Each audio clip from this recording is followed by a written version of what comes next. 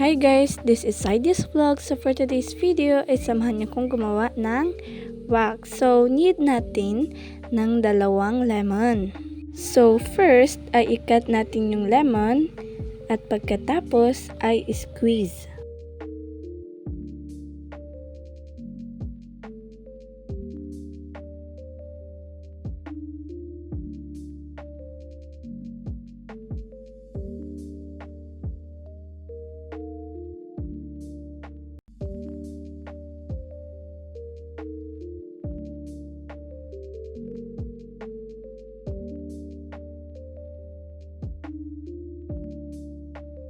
Pagkatapos namang ma-squeeze yung lemon, ay kunin yung mga seeds.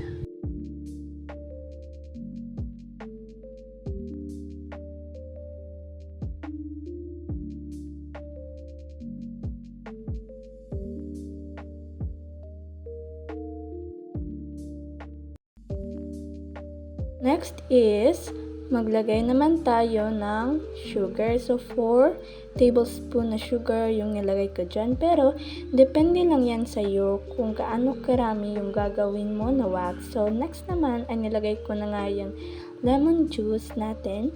At pagkatapos ay naglagay lang ako ng 3 tablespoon na water.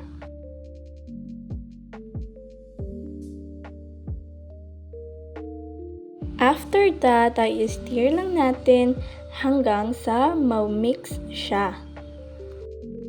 At medyo nakulangan nga ako kaya dinagdagan ko ng 1 tablespoon na sugar at mix natin ulit.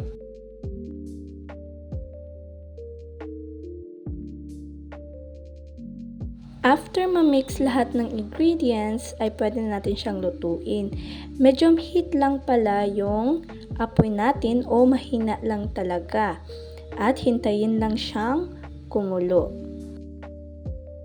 Kapag kumulo na, i-mix mo naman ulit.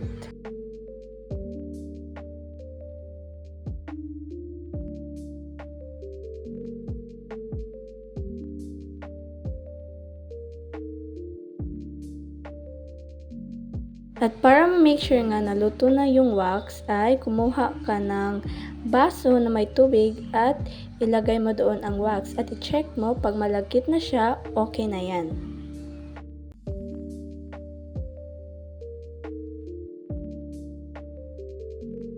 Ilagay lang siya sa sisidlan at hintayin lumamig.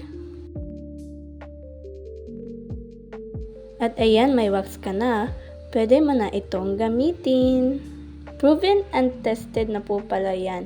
Nag-work po talaga siya. Yes po.